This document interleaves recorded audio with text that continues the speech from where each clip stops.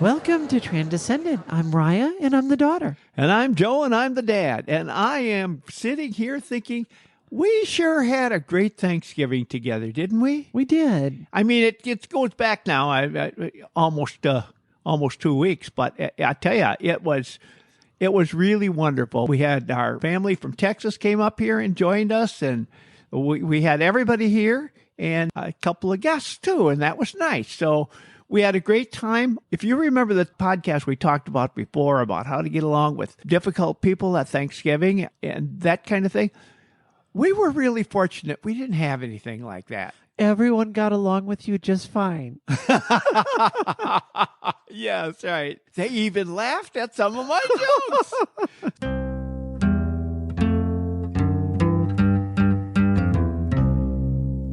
We're going to be coming into another season. We got another holiday season coming up. It's an exciting time. We've got the 12 days of Christmas and a whole lot more.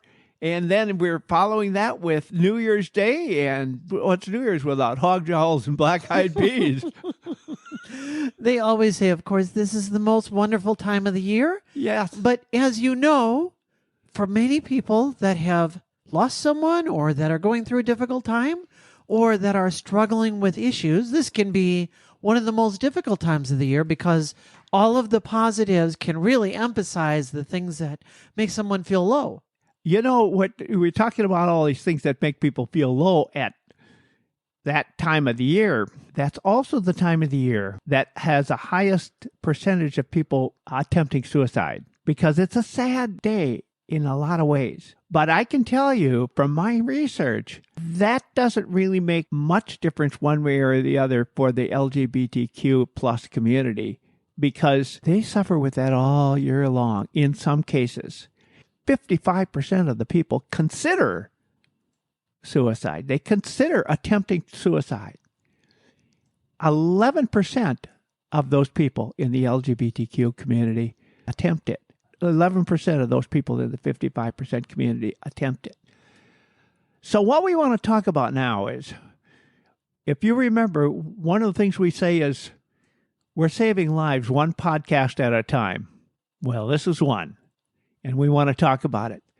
There's a lot of people out there that send out signals when they're ready to consider suicide. We want to share those with you. Now, of course, this is a difficult topic, and we want to issue, of course, a content warning because there's going to be difficult things that we're discussing here. But at the same time, this is a topic that we want to approach from a place of positivity. And the reason is, this is not a podcast about people attempting suicide. This is a podcast about what can we do to prevent?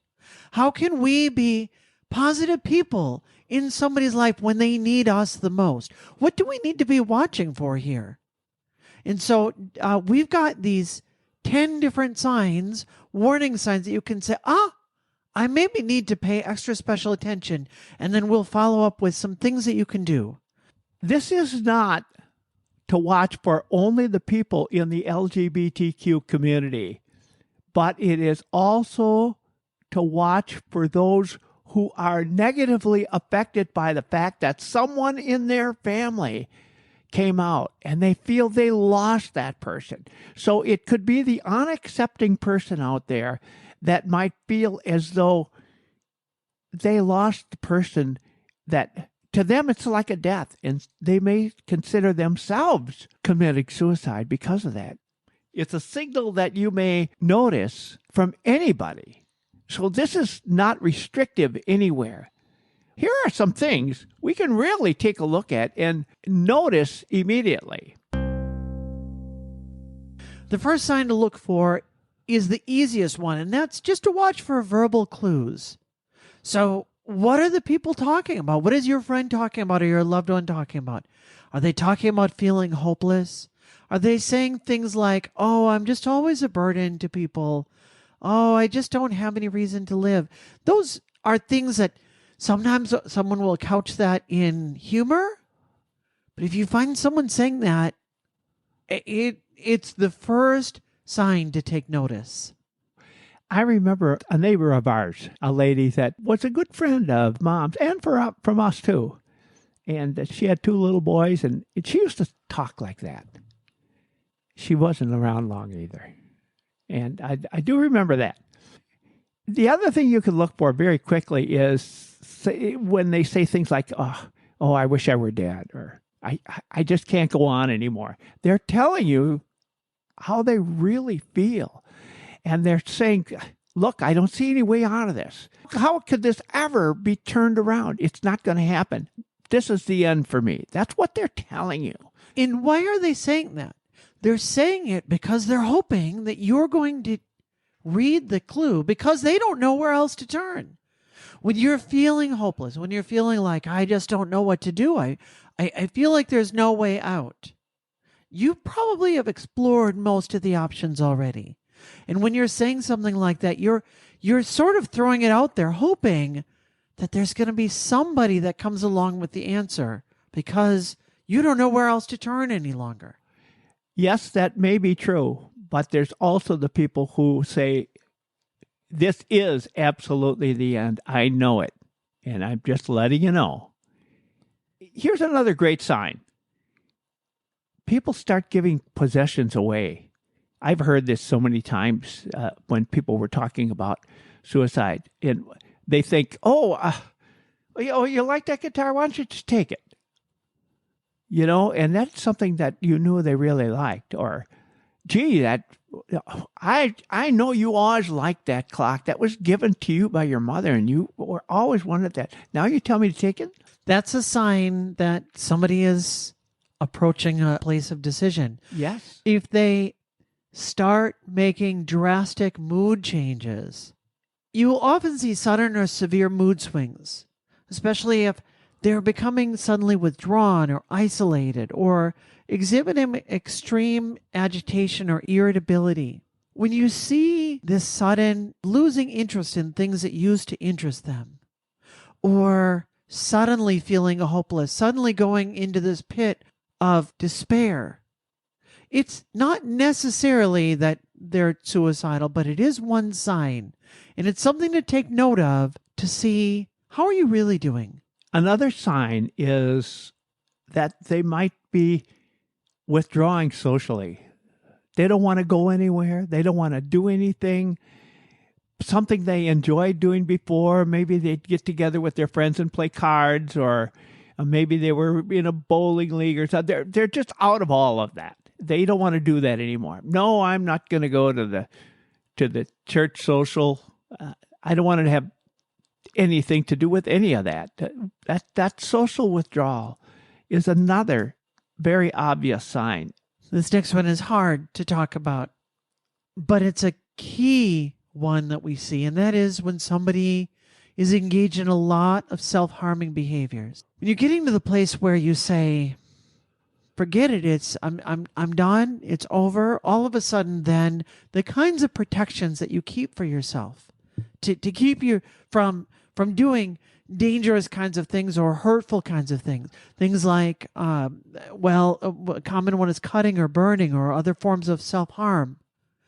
It's a sense that something is wrong inside, and I'm looking for a way to express, and I don't even care anymore.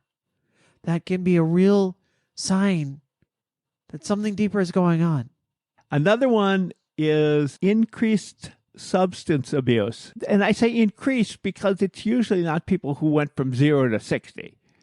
It's people who maybe were social drinkers, or maybe they did some other substance abuse, but on an occasional basis, and suddenly it's something that they're doing before lunch, and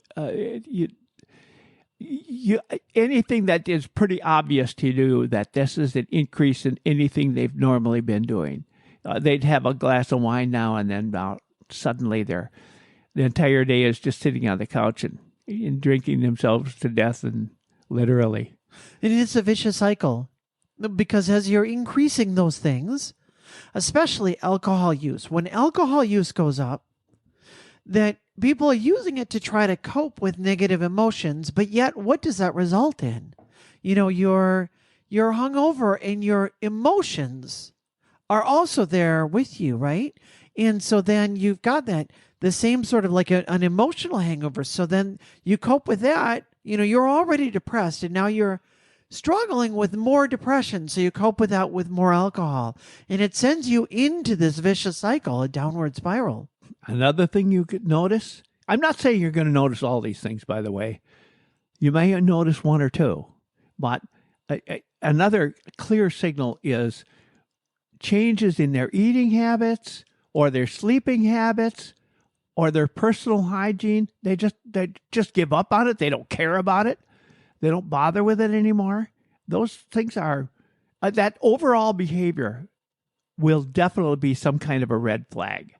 That you'll see that and realize that is a manifestation of despair. That's tough.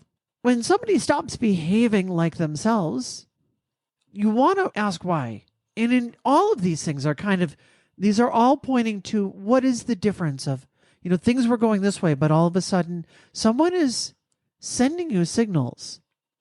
And so obviously these don't all necessarily point towards that this person is being suicidal, but it does mean that something deeper is going on. People don't just radically, drastically change everything all of a sudden without there being some underlying cause.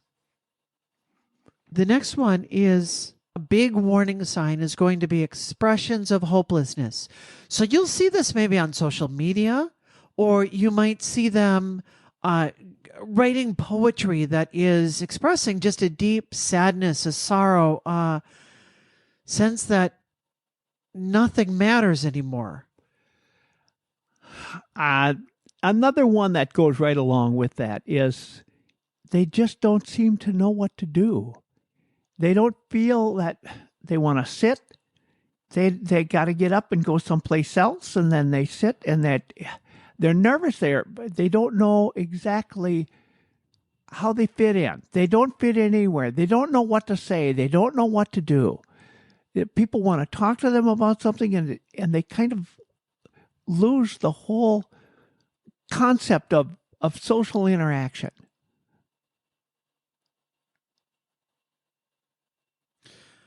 Another warning sign would be, have they lost interest in the future? Have they stopped thinking about where are they going to go?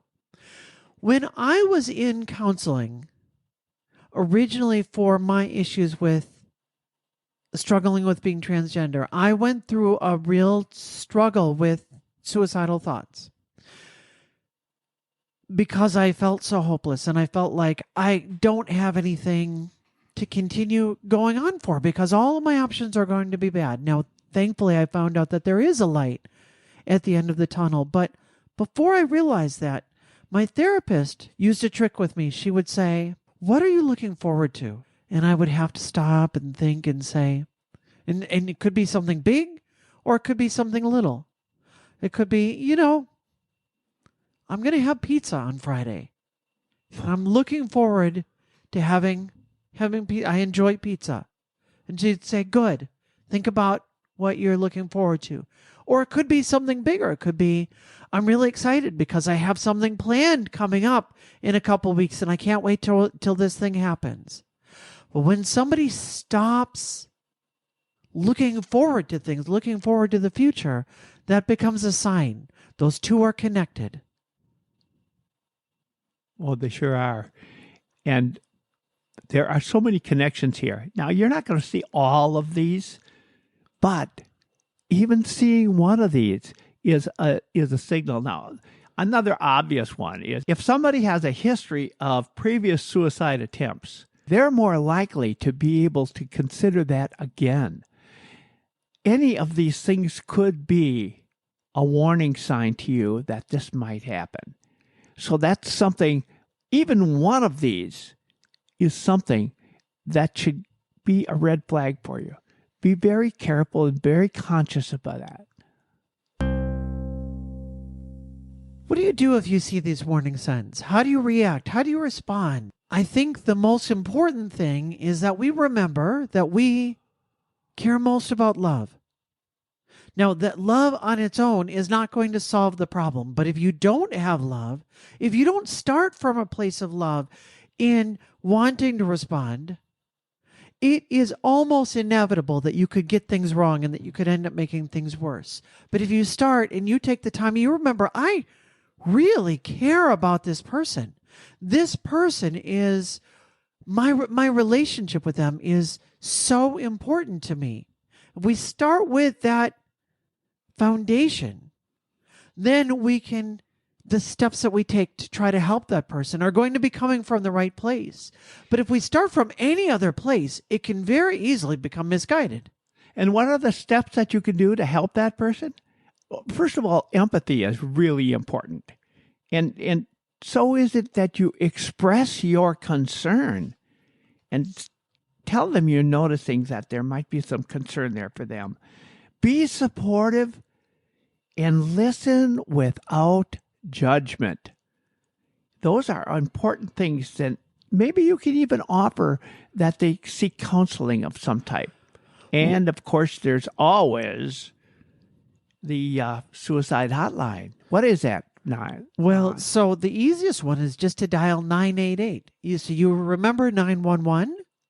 Remember 988 is the Suicide and Crisis Lifeline. That is the easiest one to get right away. And I went out to their website. It's 988lifeline.org. And they have all kinds of resources and things. And they talk specifically about some things you can do for your LGBTQI plus loved one. And they point out how frequently gender issues are connected with suicide issues. And one of the very first things they say is you want to try to be an ally, especially know the facts. You can reinforce people's agency by calling them the correct name and pronouns. That is proven to reduce suicidal behaviors by over 60%.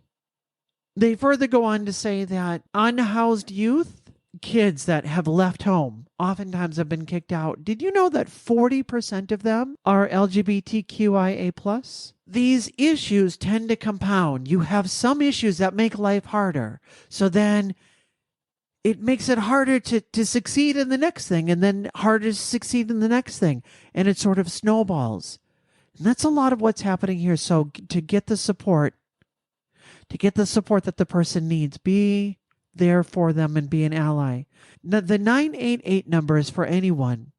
There is also specifically a trans lifeline, and their telephone number is toll-free 877-565-8860. That is in the U.S. I'm sure outside of the U.S., there are many countries that also have specific suicide lines as well. And I encourage you to research that number so that you know it if something like this should come up.